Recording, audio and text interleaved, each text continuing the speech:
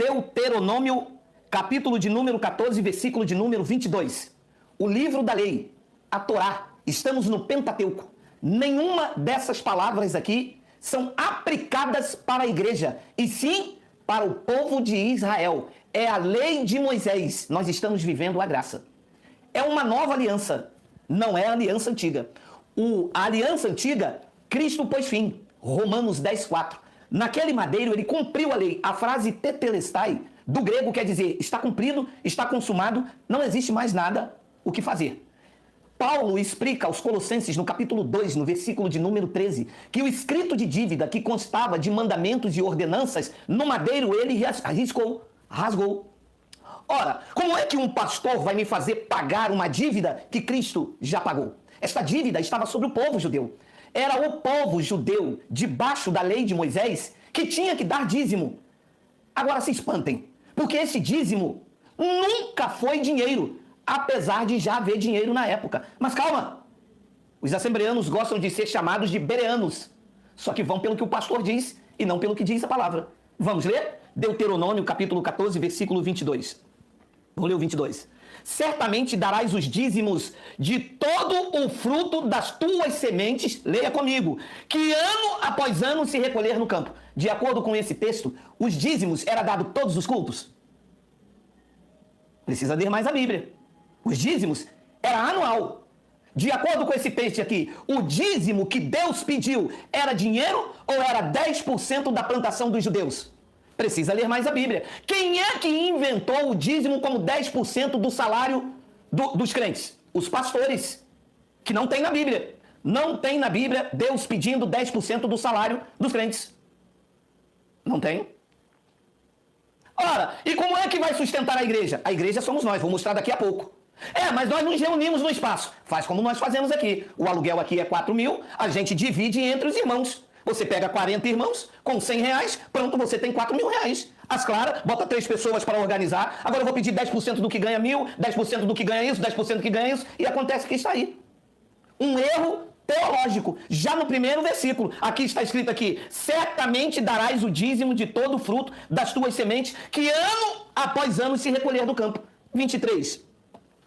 E perante o Senhor teu Deus, no lugar que ele escolher para ali a fazer habitar o seu nome, olha lá, comerás o dízimo do teu cereal, do teu vinho, do teu azeite e os primogênitos das vacas, das tuas ovelhas, para que aprendas a temer o Senhor teu Deus todos os dias. Segundo esse texto aqui, aonde era o local que Deus para os judeus escolheu para viver? O templo em Jerusalém. O templo em Jerusalém era o local que se deveria levar o dízimo. O dízimo, não, segundo o conceito judaico, não era levado para as sinagogas, não era levado para as tendas. O dízimo, segundo o que Deus ordenou por meio de Moisés, era para ser levado no templo em Jerusalém. Ouça, o templo em Jerusalém não entrava gentios. Era abominação. Judeus e gentios não se falavam. Esta era uma lei para Israel. Eles querem aplicar a lei para a igreja. Mas essa lei acabou.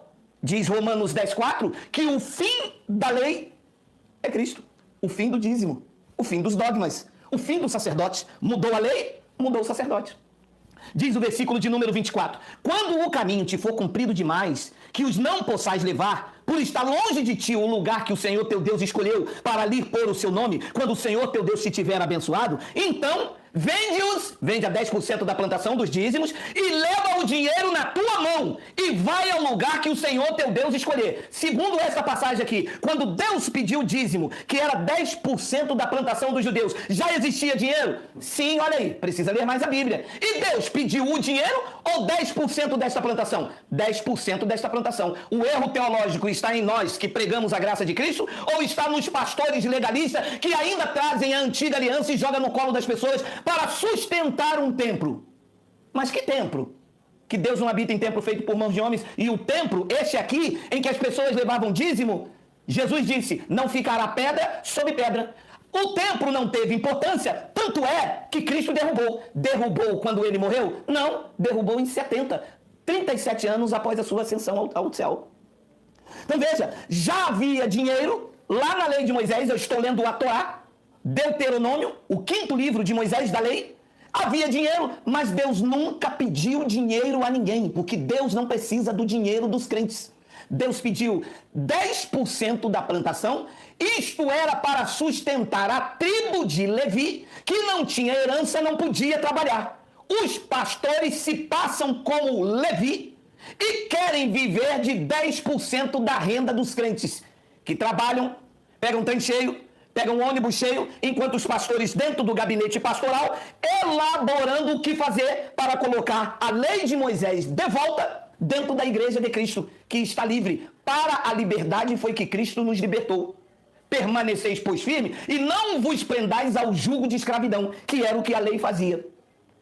Então veja, o dízimo não tem nada a ver com a igreja atual. O dízimo era para Israel. Malaquias, capítulo 1, versículo de número 1. Sentença pronunciada pelo Senhor contra Israel por intermédio de Malaquias. Vocês, assembleanos, que gostam tanto de fazer teologia, que gostam tanto de estudar estudo bíblico, vocês que gostam de ser chamados bacharéis em teologia, são consagrados, dizem que o Espírito Santo fala com vocês. O Espírito Santo e o curso de teologia de vocês nunca mostrou que todo o conteúdo do livro de Malaquias não é uma sentença contra a igreja, e sim contra o povo de Israel? E quem está me ouvindo aqui é de Israel, diga Abba Pai. Ninguém.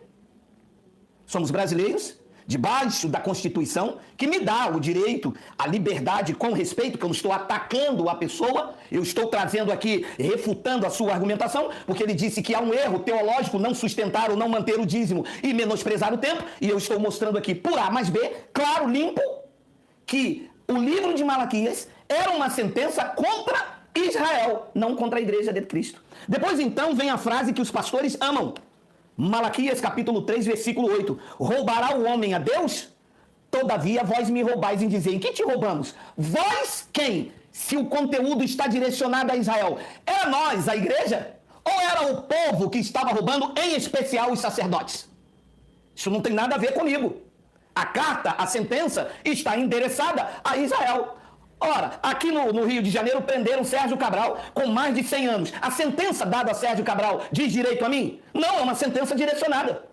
Ele não diz aqui, palavra do Senhor por meio de Malaquias à humanidade. Aí tudo bem, mas era contra o povo de Israel, era contra a nação de Israel. E Deus perguntou, roubará o homem a Deus? Todavia vós quem? O povo de Israel. Aonde está o erro teológico? Quando futurizam esta passagem, tiram ela de Israel e botam para dentro da igreja. A igreja pensa que sabe tudo, cega, obedece os seus líderes. Depois diz o versículo de número 9, com maldição sois amaldiçoados, porque a mim me roubais. Olha a conjugação verbal de quem não tem currículo, de quem não nasceu no lar evangélico, de quem chegou ontem. Olha a minha conjugação verbal. Vós, a nação toda. Qual era esta nação? A nação de Israel. O que isso diz respeito a mim?